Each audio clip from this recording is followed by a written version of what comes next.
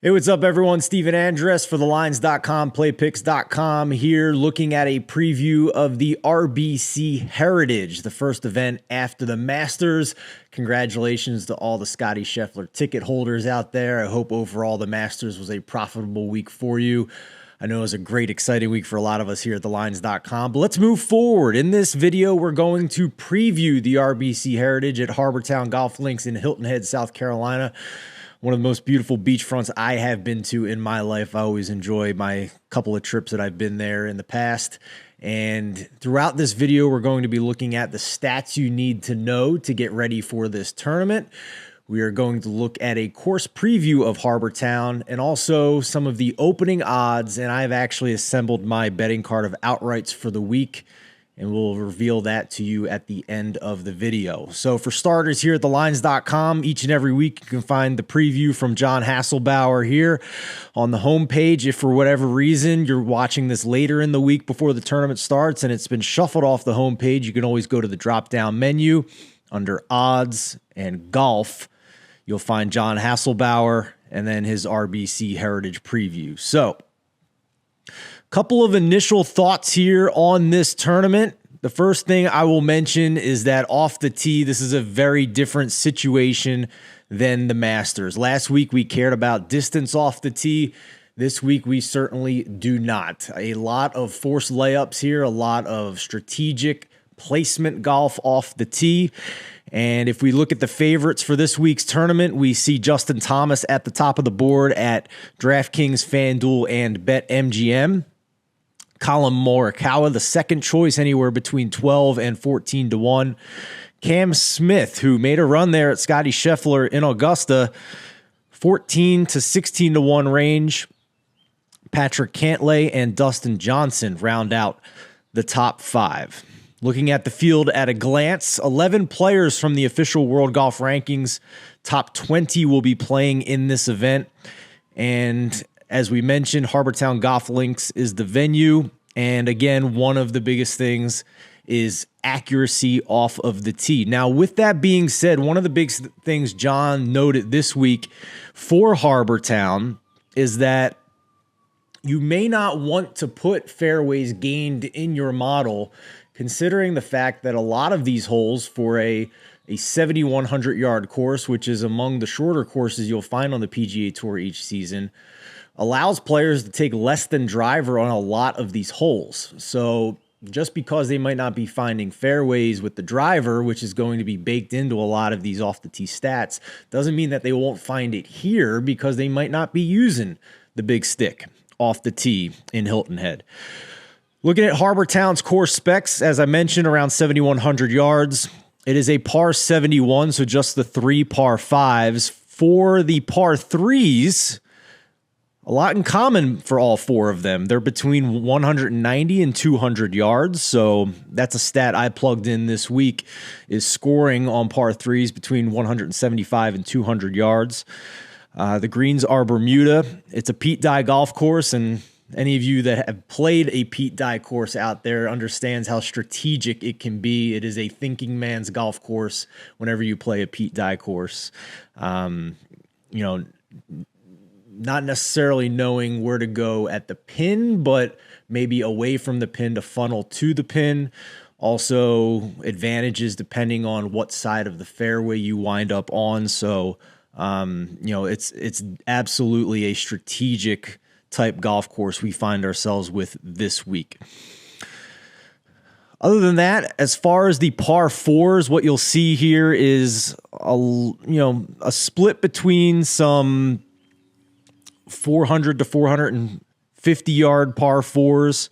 That's basically the range we're looking at here. There's a couple that are, number 8's 473 yards, number 18's 472 yards.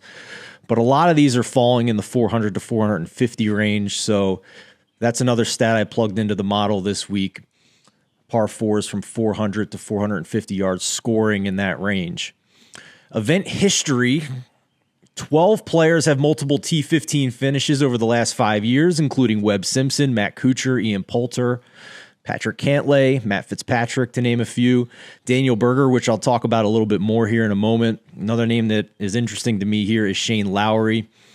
I didn't play Kevin Kisner myself this week, but obviously he is a short course specialist. You saw what he did at match play at another short course, made it all the way to the final in that match play event. Obviously back to stroke play this week.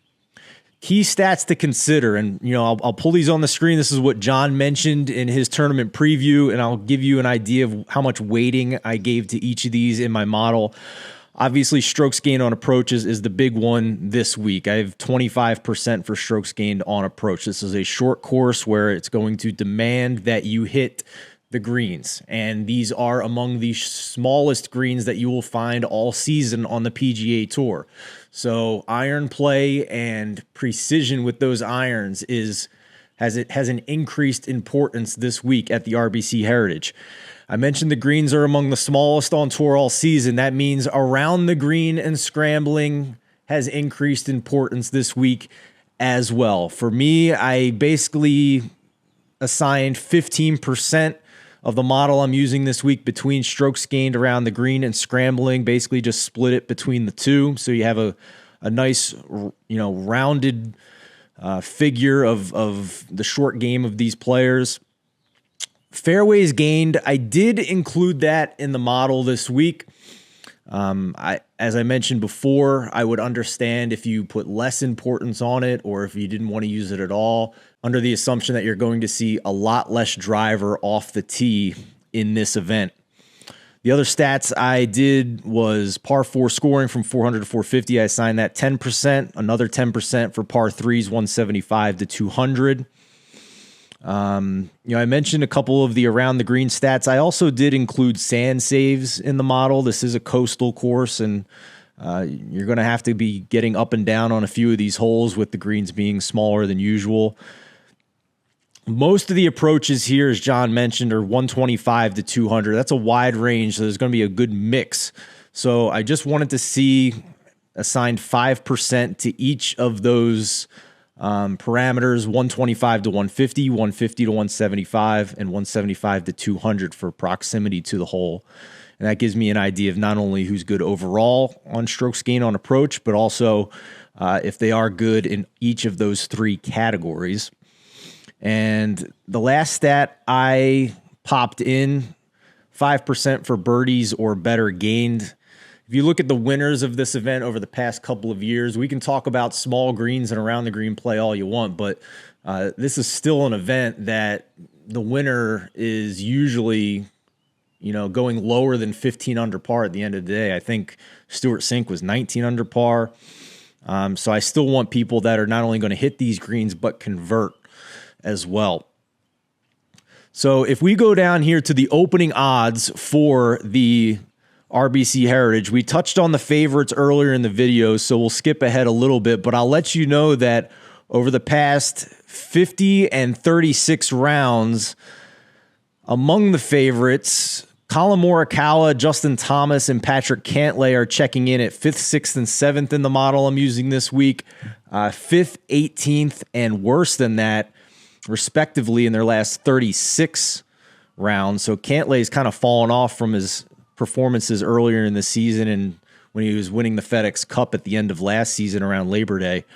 The highlights for me, Daniel Berger's at the top of the model for me this week. Number one in both the last 50 rounds and 36 rounds. And right now, as I record this on Monday afternoon, there's some price difference here across the books. You can get anywhere from 18 to 1 to 30 to 1 on Daniel Berger. I have bet the 30 to 1. Shorter price to me and just slightly behind Daniel Berger is Shane Lowry. He checks in at number 2 and number 3 for the last 50 and 36 rounds respectively. You're going to have to scroll up a little bit to find him. You can see him anywhere between 20 to 25 to 1. So that's where he's at right here. And going a little bit deeper on this list in terms of guys that popped for me when plugging in these statistics and what we care about this week at Harbor Town. Let's go down to the man who likes to walk them in, Kevin Na. Anywhere from 45 to 55 to 1, depending on where you shop and where you want to bet. It's another bet I have locked in this week at 55-1. He is, excuse me, number 3 in the model in the last 50 rounds, number 8 in the last 36 rounds. Another guy that I was very happy to see up top this week. Got to scroll a little bit deeper to find him. Tom Hoge. This is a ticket that we cashed at AT&T Pebble Beach Pro-Am earlier this year. We got about 65-1 in that weaker field, a little stronger field this week. But despite the fact that he won that event, you can still get 80-1 on Tom Hoge. And for my Northeast friends out there, it may be Wawa Hoagie Fest week yet again here down in Hilton Head. So number 4 in the model in both the last 50 and the last 36 rounds. Couple other names I'll mention here that I have my eye on. Adam Hadwin, who T5 last time out before the Masters at the Valero. A little bit better start on Thursday. He might have won that thing. He is, I think, around 65. Yep, 65-1 at DraftKings. Looks like FanDuel also has that price. A little bit shorter prices elsewhere. Number 9 in the last 50 rounds, number 2 in the last 36 rounds. Russell Henley and Harold Varner also have my attention this week, both top 10 after modeling out these stats. And I'll give you some really long shots that wound up in the top 15 this week, so you can decide whether you want to throw a couple bucks, maybe some lunch money on these guys to outright, but maybe a little wiser decision would be to top 20 these players or top 30. I'm still scrolling here, guys. I haven't gotten to them yet.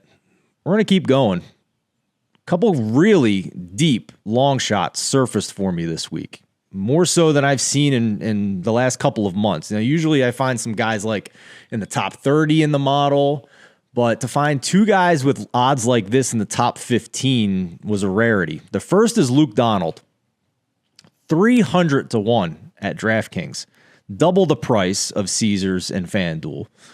You can find a couple other 300s out there on him. I believe this one's at PointsBet. But 300-1 on Luke Donald. And then the other guy, I'm going even further down. Adam Svensson, 400-1 at DraftKings. Just a crazy price difference from, as you can see, these other books. So, now listen, these are crazy long shots, right? But we did see Adam Svensson contend a few weeks ago. I think it was the Honda Classic. Don't quote me on that. But one of those Florida swing events, he hits his irons really well. That's why the model likes him. He's playing pretty well right now on approach. So, hey, a couple bucks at 400-1.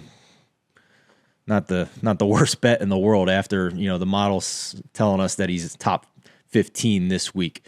All right, if you want to see the complete betting card that I've put together for the RBC Heritage, you can find that at our free Discord channel. So, top right hand of the screen at thelines.com, you could just click on that little Discord button, go to the top of the article here. So here's the headline. If you go off to the right-hand corner, you'll find the little Discord button. You click on that. It'll take us to the free Discord page. Inside there, you're going to go to our golf bets discussion section right here. And you can also find staff bets as well to find the full betting card. We have great discussions here in the golf betting Discord. We love it. It's a lot of fun. Invite you guys to join us as well and follow along and ask questions and see what other people are thinking. You can ask our staff questions there as well. But hopefully that was helpful for you getting ready for the RBC Heritage first event after the Masters. And it won't be long now. A couple weeks from now, we'll be in the second major of the season, the PGA Championship down in Oklahoma. Already have futures odds up right now under the golf section on thelines.com. But for now, I'm Steven Andrus saying thank you so much for watching and good luck this week with the RBC Heritage.